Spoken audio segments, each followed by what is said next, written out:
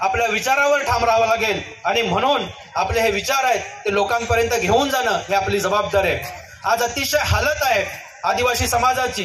ही 2-4 उदाहरणं तुमच्या समोर ठेवेन आणि त्याच्यावर तुम्हाला सगळ्यांना विचार करायचा आहे आणि सगळ्यांनी मन लावून त्या गोष्टीचा विचार करायचा आहे. हे सगळ्यांसमोर घडलेली घटना आहे की आपल्या पालघर जिल्ह्यामध्ये काय झालं आणि आपण काय करतोय. ठीक आहे, येतोय, नाचतोय, गातोय, सगळ्या गोष्टी करतोय, पण गरज काय आपण ओळखली पाहिजे. आपल्याला माहित आहे की 2 वर्षापूर्वी ह्या पालघर जिल्ह्यामध्ये 19 एप्रिलला एक घटना घडली. धानवरीचं प्रकरण माहित आहे ना, ऐकलंय ना. युट्यूब सगळ्यांकडे आहे, व्हॉट्सअप सगळ्यांकडे आहे, तिथे मोठ्या मोठ्याले व्हिडिओ होते. ह्या देशाच्या मालकाला काय झालं होतं, आमच्याच जमिनीवर, आम्ही सांगतो ह्या आदिवासी देशाचे मालक आहोत, पूर्वीपासून राहणारे, आमच्याच जमिनीवरून हकालपट्टी केली गेली, घरं भर उन्हामध्ये तोडली गेली. किती लोकांनी विरोध केला, किती लोक धावून गेली. ह्याचा विचार करावा लागणार. ती आमचा प्रश्न नाही, तो धानेवरीचा प्रश्न आहे असं आम्हाला वाटतं. आम्ही एकत्र येतच नाही आणि म्हणून त्यांना भर उन्हामध्ये ते रडताना त्याचं रुदन आजही माझ्या डोळ्यासमोर आहे की ते आम्ही दुःखच समजत नाही, आमच्या संवेदना संपलेल्या आहेत. ह्याचा आपण विचार केला पाहिजे की काय घडतंय. हे जंगल, हे जमीन आमची आहे, पण आज आमचा मालक देशोधडी लागलेत. आमच्यासाठी कायदे केले जातात, पैसा कायदा आहे, फलाना कायदा आहे, पण आमची हालत काय.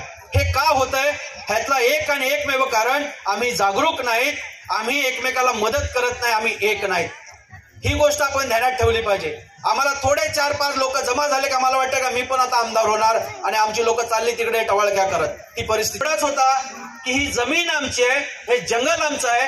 हेच त्यांनी त्या पार्शाला आणि सरकारला ठणकावून सांगितलं. ऍट अ टाइम 54 लोकांना जेलमध्ये ठुसलं गेलं, 353चा गुन्हा दाखल केला, पण समाजामध्ये संवेदना नाही. आम्ही आमच्या मस्तीमध्ये खुश आहोत, तो त्यांचा प्रश्न आहे. अक्षरशः वयस्कर महिला 70-80 वर्षाच्या महिलांना जेलमध्ये टाकलं गेलं. त्यांचं एवढंच म्हणणं होतं, ही जमीन वरवाड्याची जमीन, ही पारस्याची नाही तर आमच्या आदिवासी लोकांची, आम्ही ते हजारो वर्षापासून जगतोय, हाच त्यांचा गुन्हा होता. पण आमचा समाज त्यांच्यासाठी उभा राहत नाही. बाकी कार्यक्रम सांगितलं की आम्ही धावत पळत जातो. ही आमची परिस्थिती आहे आणि म्हणून आम्हाला समजून घेतला पाहिजे संघर्ष काय आहे. आत्ताच हे मुद्दाम काल पण बोललो, आज पण बोलतो आणि आम्हाला ते लक्षात असलं पाहिजे. आम्ही 9 ऑगस्ट साजरा करण्याच्या तयारीत होतो, परंतु 5 ऑगस्ट आणि 6 ऑगस्टला ह्या पालघर जिल्ह्यामध्ये खूप मोठी घटना घडली, पण आमच्यामध्ये संवेदना बिलकुल नाही. आमचे संवेदना मेलेल्या आहेत. काय घटना घडली, काय झालं होतं 5 आणि 6 ऑगस्टला कोणाला माहिती आहे. आपली मुलं कुठे शिकतात, कोणत्या शाळेत, आश्रम शाळेत. ह्या आश्रम शाळेमध्ये 800 मुलांना जेवणातून विष बाधा झाली होती. कशातून, जे गव्हर्नमेंट आम्हाला जेवण देतं त्याच्यातून 800 मुलांना विष बाधा झाली होती. पण आमचा पालघरचा माणूस ढिम झोपलेला आहे, आम्हाला जागवायची गरज नाही. ती पोरं आश्रमशाळेतली मेली, काही फरक पडत नाही. काय ते मेल्यानंतर 2 लाख रुपये तुम्हाला दिले जातील, ह्याच्यावरती कम्पेन्सेशन मिळत नाही का. मरण्यासाठी आम्ही मुलं शाळेत ठेवलीत का, मरण्यासाठी ठेवलीत. मग आम्ही जागणार कधी आहोत. ऍट अ टाइम ती घटना घडली नाही म्हणून ठीक आहे, ते थोडक्यावर निभावलं. ह्या पालघर मधलं एकही हॉस्पिटल खाली नव्हतं जिथे आमची मुलं ऍडमिट केली नव्हती आणि आमच्या पालकांना बिलकुल संवेदना नाही. त्या पोर मर का जग, त्या आपली घरा मस्त आहेत. कधी आम्हाला जागरूकता येणार आहे. 800 मुलं, विचार करा.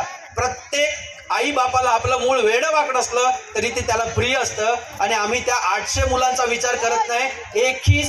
एकही आमदार, एकही खासदार ह्या गोष्टीसाठी कुठे ना संसदेत बोलला ना विधानसभेत बोलला.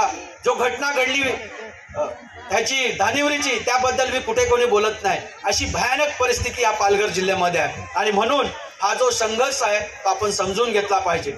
आम्ही सांगतो, अनुसूचित क्षेत्रात राहतो, पालघर आमचा जिल्हा आहे. तुम्ही सगळ्यांनी संघर्ष बघितलेला आहे.